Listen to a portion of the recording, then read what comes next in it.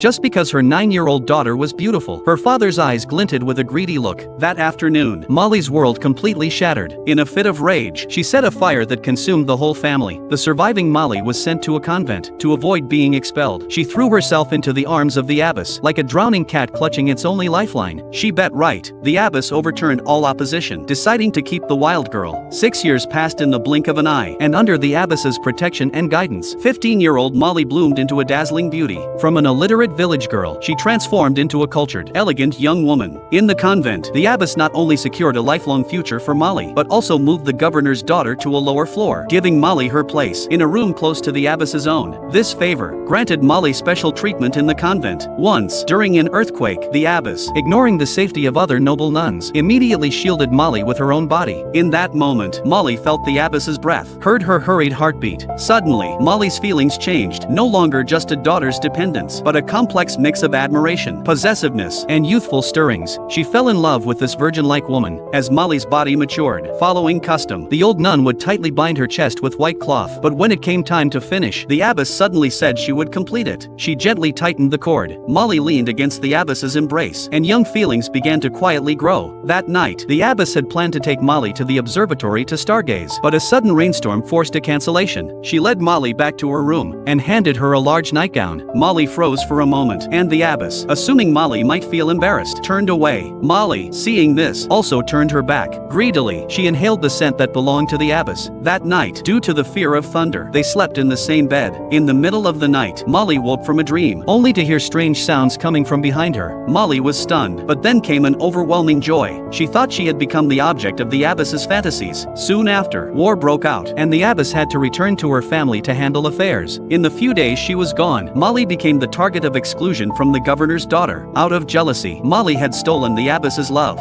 She joined forces with other nuns from noble families, gossiping about Molly. Faced with the insults from these noble young ladies, Molly learned to respond with a cold smile. As long as the abbess was there, she feared nothing. Back in her room, Molly curled up in the corner, counting the days since the abbess had left. At that moment, a letter slipped through the door crack, filled with burning love and desire, signed with the first letter of the abbess's name, L, and a lock of golden hair. Molly, overwhelmed by the sudden happiness, completely believed that the abbess and she were of one heart. Before long, the abbess returned, and she took Molly back to the observatory to stargaze. As Molly neared the edge, the abbess reminded her to be careful, for the railing was old and she might fall. Under the starry sky, the atmosphere became unbearably intimate, and the abbess began to share her past with Molly, confessing how, though born noble, she loathed the touch of men, a nightmare caused by her family's forced marriage. To Molly, these words were nothing short of a confession of love. But then, the abbess's reaction was one of sheer terror and shame. She violently pushed Molly away, fell to the ground in agony, and repented. Molly staggered down from the observatory, and all her beautiful fantasies were shattered in that moment.